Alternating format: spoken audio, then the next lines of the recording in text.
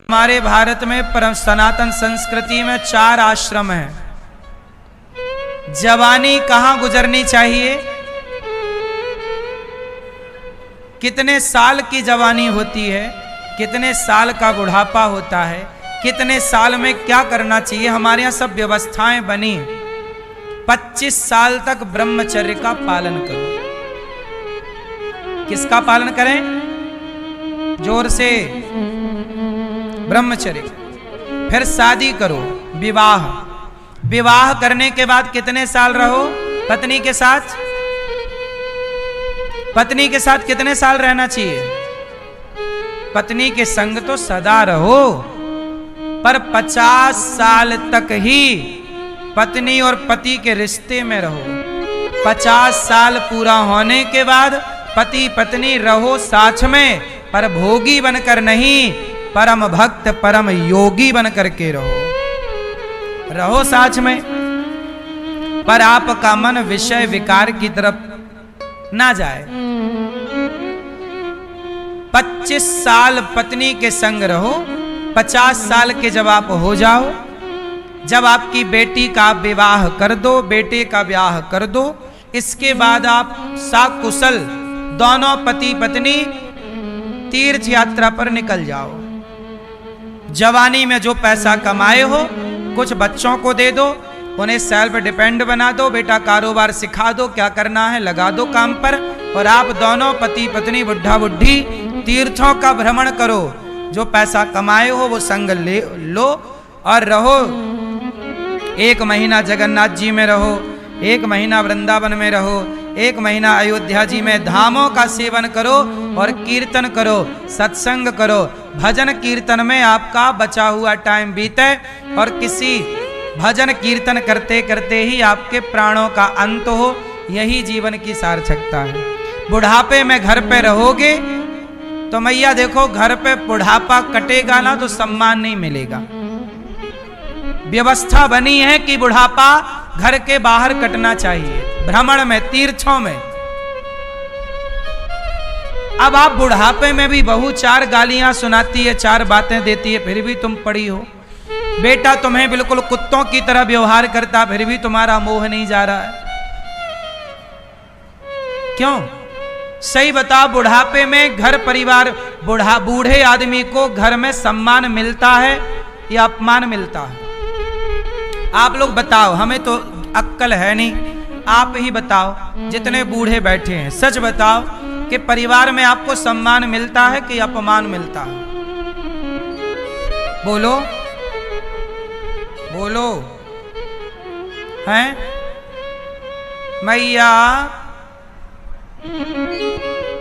सम्मान भी मिलता है। चलो, आपको सम्मान मिलता है घर में, तो सम्मान पाके क्या कर लोगे? तुम्हारा परलोक सवर जाएगा सम्मान से? बोलो,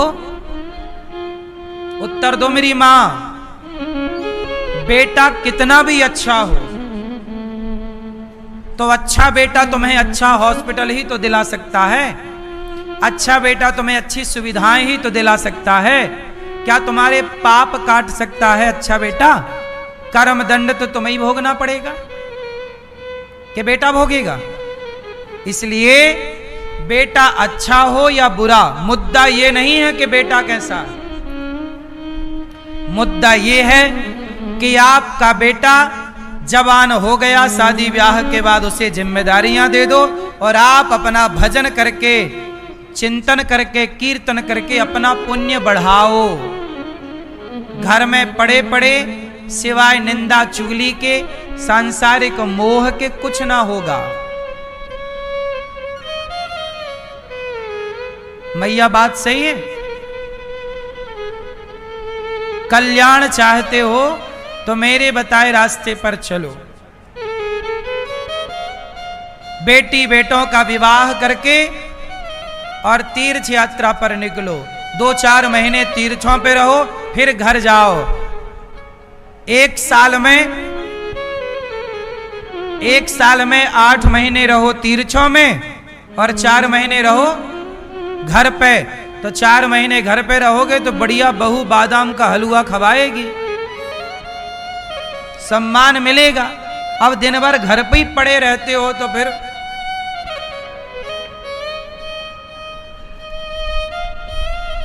और धाम में भी जवानी में जो पैसा कमाओ अपने बलबूते रहो, किसी पे बोझ ना बन जाना। नहीं तुम घर से निकल के किसी और पे बोझ बन जाओ। जवानी भर कमाओ पैसा और बुढ़ापा भर कमाओ पुण्य। यही है बैलेंस जीवन का। जवानी में क्या कमाओ? पैसा, और बुढ़ापे में उस पैसे से पुण्य करो। भूखे को रोटी दो, प्यासे को पानी दो, और यही संस्कार बच्चों को भी दो। यही जीवन का सार है। अब 80 साल का बूढ़ा, 80 साल की बुढ़िया घर पे ही पड़े हो, मन जरा रत्ती अब 80 साल के बोले चलो तीर्थ करे आओ, नहीं, घर में कौन रहेगा। बूढ़े लोगों को ज्यादा मोह है, स्त्रियों को और ज्यादा। स्त्रियों से घर कम छूटता है, मोह माया में ज्यादा उलझी हैं। मेरा पोता, मेरा बेटा, मेरा पोती, मेरा ये। अब आप ये कहो कि बेटा मेरा नहीं, मेरा पोता मेरा बेटा ना कहो, अब ये कहो कि मेरे भगवान, मेरे तो गिरधर गोपाल, दूसरों ना। चित्त भगवान में सबसे मन हट जाए, इसी से आपका भला है। और आप लगाओ पोता पोतियों में मन, हमारा क्या बिगड़ना।